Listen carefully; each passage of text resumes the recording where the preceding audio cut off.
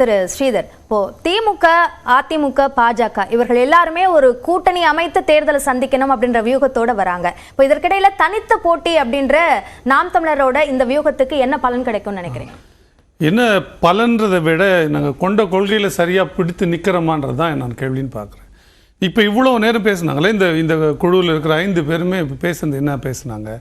தொடர்ச்சியாக அவர்கள் பேச்சுக்கள்லாம் யாரோட போவா, இவரோட போவாரா, அவரோட போவாரா, இவரோடு தான் போவார்ன்ற நிலைப்பாடு எங்கேயுமே யாருமே சொல்லலை. இவரோட போவாரா இல்லை அவரோட போவாரா? நாங்களும் பேசிகிட்டு இருக்கோம், அவரும் எல்லாருமே ஒப்புக்கொள்கிறாங்க. எங்கிட்டையும் பேசிட்டு இருக்காரு, அவர்கிட்டையும் பேசிட்டு இருக்காரு. எங்க கூட வந்து ராஜ்யசபா சீட்டு கிடைக்கும், அவங்க கூட போனால் கிடையாது, அடுத்த வருஷம் தான் வர முடியும்.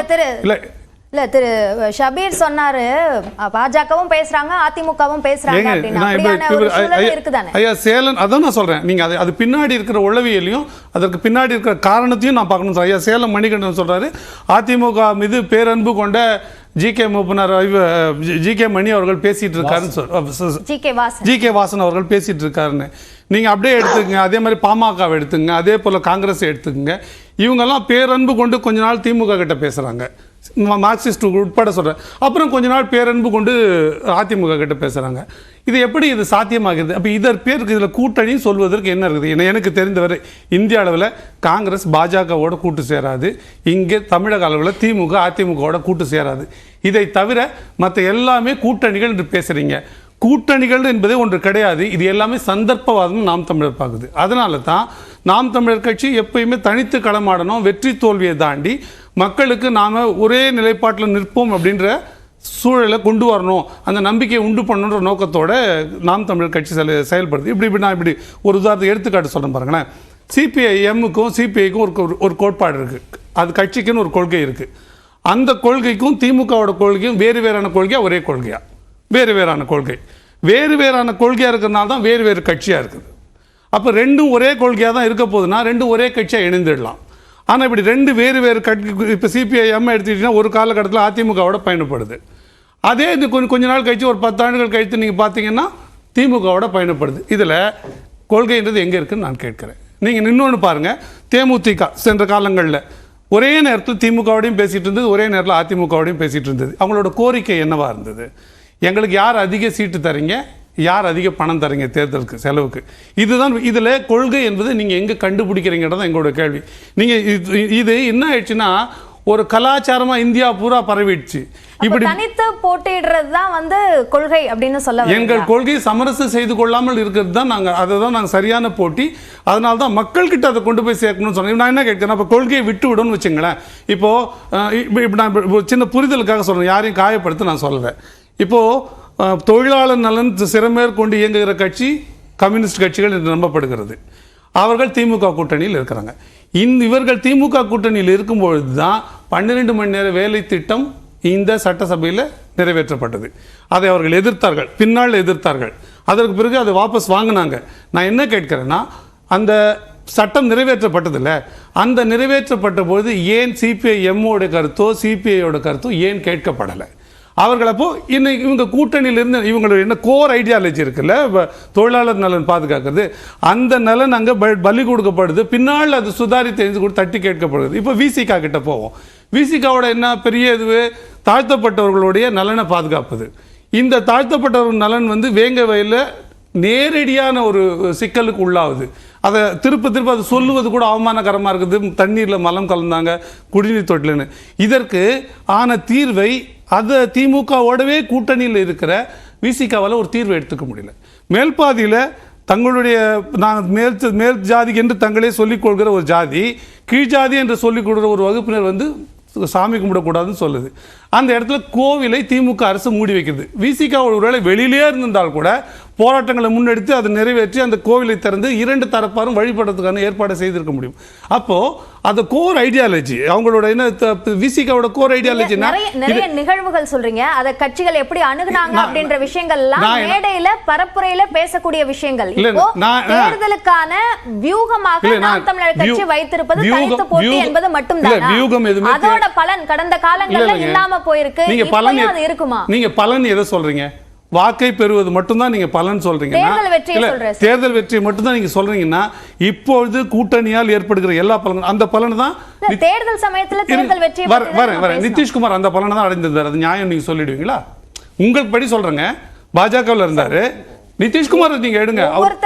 அவர் செய்தது சந்தர்ப்பவாதமா, அது கூட்டணியா நீங்க சொல்லுங்க. தேர்தல் நேரத்துல கூட்டணி மாறுறது அவரோட வியூகமாக அது இருந்திருக்கு. உங்களோட வியூகம் என்ன? இத வியூகம் நீங்க சொல்லுவீங்களா, சந்தர்ப்பவாதம் சொல்லுவீங்களா, அரசியல் நேர்மையில் இன்மைன்னு நீங்க சொல்லுவீங்களா? நான் கேட்கிறேன். பேர் வைப்பது அவர்களுடைய பார்வையை பொறுத்து மாறுபடும். நீங்க பார்வைன்னு சொல்றீங்க.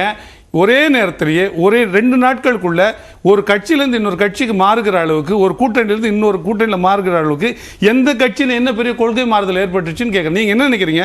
எப்படியாவது எதையாவது சொல்லி யாரோடாவது சேர்ந்து நீங்கள் தேர்தலில் வெற்றி பெற்றணும்னு நினைக்கிறீங்க. அது நாம் தமிழர் நிலைப்பாடில். அதனால தான் எங்கள் கட்சி கொள்கையாகவே கூட்டணி அமைப்பதில்லை. நாங்கள் சேர்ந்து யாரிடம் கூட்டணி அமைப்பதில்லை. இப்போ எங்களோட கொள்கை தேசிய தலைவர் பிரபாகரன் அவர்கள் படத்தை நீங்கள் சட்டசபையில் மாட்டணும்னு எங்களோட கோட்பாடு. இந்த கோட்பாடை ஏற்றுக்கொண்டு ஒத்து வருவதற்கு எத்தனை கட்சிகள் தயாராக இருக்க முடியும்? அப்போ நாங்கள் இந்த கட்சியோடு கூட்டணி போனால் எங்களுடைய இந்த கோர் ஐடியாலஜி இருக்குல்ல, இது நாங்கள் அடமானம் வைக்க வேண்டும். எங்களுக்கு தனி இடம் தேவை. அப்போ நான் என்ன சொல்கிறேன்னா, நாள் பிடிக்கலாம். இப்போ நாங்கள் 2016, 19, 21 இந்த 3 முறையிலையும் நாங்கள் எங்கள் கொள்கையில் தான் சொல்கிறோம். கொள்கைகளை சொல்லி தாண்டி வரோம். 1லேருந்து 3லேருந்து இப்போ 7க்கு வந்து நிற்கிறோன்னு வச்சுங்களேன். நீங்கள் காலதாமதமானாலும் இந்த வெற்றியை நோக்கி நகரணும் தான் நாங்கள் நினைக்கிறோம்.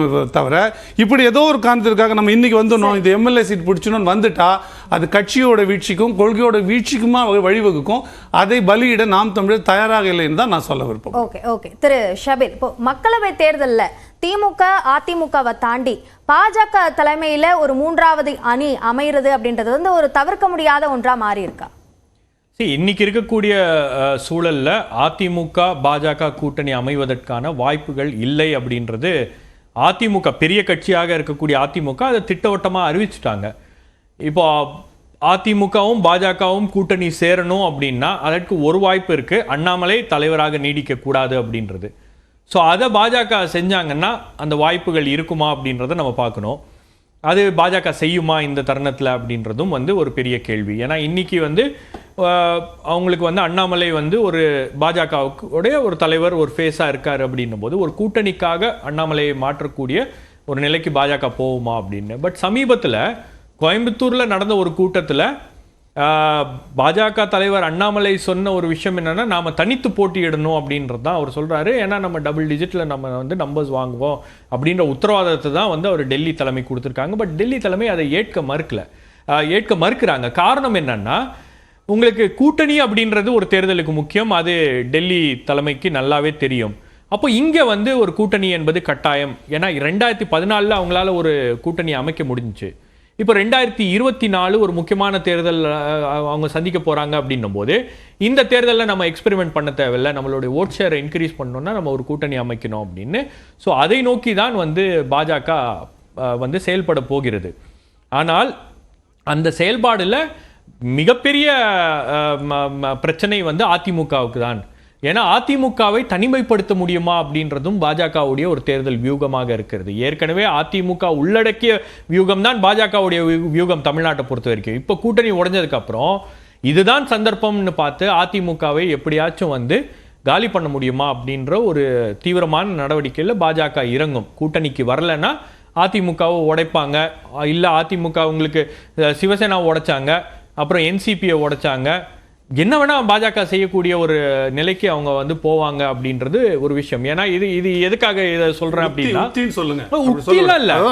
அது ஒரு மோசமான அரசியல்.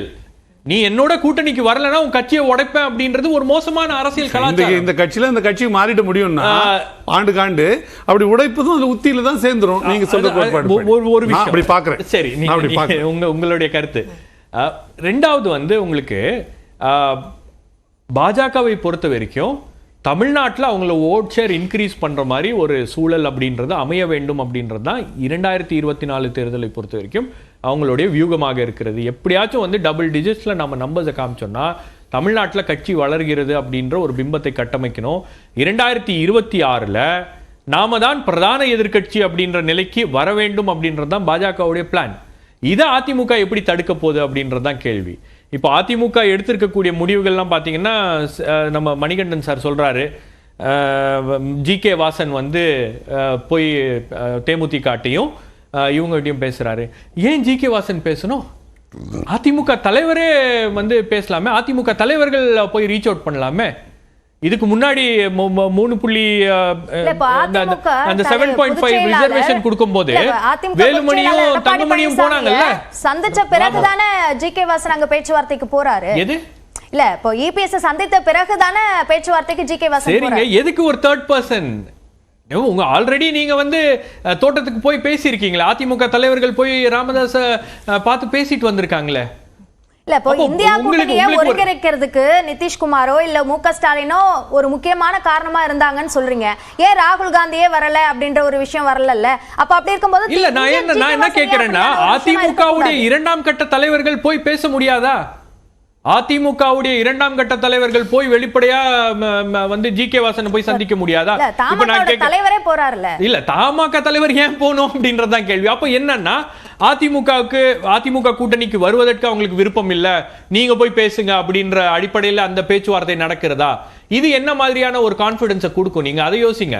ஒரு தேர்தலுக்கு முன்னாடி நானே டைரக்டா டீல் பண்றேன், அதிமுகவே இந்த விஷயங்களை டைரக்டா டீல் பண்ணுது அப்படின்றது ஒரு பெர்செப்ஷன்ல வந்து பெரிய அளவுல பார்க்கப்படுமா? அல்லது ஒரு மூன்றாவது கட்சியுடைய ஒரு நபர் போய் அவங்கள பேசி இந்த கூட்டணியை ஒருங்கிணைக்கிறாரு அப்படின்றது முக்கியமான விஷயமா இருக்குமா? இப்ப நீங்க அதே ஜி.கே. வாசன் பாஜகவும் வந்து அழுத்தம் கொடுக்கும்ல, நீங்க ஏன் இதெல்லாம் போய் அவங்களுக்காக பண்றீங்க அப்படின்னு. ஜி.கே. வாசன் இன்ஃபேக்ட் அவருடைய விருப்பம் என்னன்னா, அதிமுகவும் பாஜகவும் கூட்டணி சேர வேண்டும் அப்படின்றது அவருடைய ஸ்டாண்ட், அதுதான் அவருடைய விருப்பம். இந்த இந்த அதிமுக பாஜக கூட்டணி உடைந்ததே வந்து வருத்தமான விஷயம், அது உடையக்கூடாது, மீண்டும் வந்து திமுகவை எதிர்க்க வேண்டும் அப்படின்னா நாம ஒன்னா இருக்கணும் அப்படின்றது அவருடைய ஸ்டாண்ட். நீங்க சொல்ற அடிப்படையில பாக்கும்போது கூட ஜி.கே. வாசன் கிளம்புறங்கிறது சரியான வியூகமா தானே இருக்கு. எப்படி சரியான வியூகமா இருக்கும் நீங்க நினைக்கிறீங்க? இல்ல அவரோட விருப்பம் அதான் நீங்க சொல்றீங்களே. இல்ல அவருடைய விருப்பம் வந்து பாஜகவையும் அதிமுகவையும் மீண்டும் வந்து ஒரு கூட்டணிக்குள்ள கொண்டு வர வேண்டும்ன்றதுதான் விருப்பம். இப்ப அவர் அதிமுகவுக்காக போய் மற்ற கட்சிகளோட இவர் பேசுறாரு அப்படின்றது, நீங்க ஏடிஎம்கேவே தானே அந்த இனிஷியேட்டிவை ஏன் எடுக்கல அப்படின்றதான் கேள்வி. அப்ப எந்த இடத்துல அப்ப ஏடிஎம்கே வந்து டைரக்டா பேசுறதுக்கு என்ன தயக்கம்? ஓகே, ஒரு விஷயம். ரெண்டாவது ஒரே ஒரு क्वेश्चन, உங்களுக்கு anti BJP anti DMK votes அப்படின்றது வந்து இன்னைக்கு பிரியக்கூடிய ஒரு வாய்ப்பு அப்படின்றது 2024 தேர்தலில் இருக்கு. ஒரு 4 முனை போட்டி அப்படின்னும் போது ஆன்டி டிஎம்கே ஓட்ஸை வந்து நாம் தமிழர் கட்சி பிரிக்குது, அதுக்கப்புறம் பிஜேபி ஒரு கூட்டணி அமைச்சு ஒரு 2 கட்சிகளோட அவங்க பிரிக்கிறாங்க, அப்புறம் ஏடிஎம்கே ஒரு பக்கம் பிரிக்கிறாங்கன்னா இது எப்படி அரசியல் வியூகமா இருக்கும்? இது அதிமுகவுக்கே ஒரு பெரிய பிடிக்கும். சரி, ஓகே.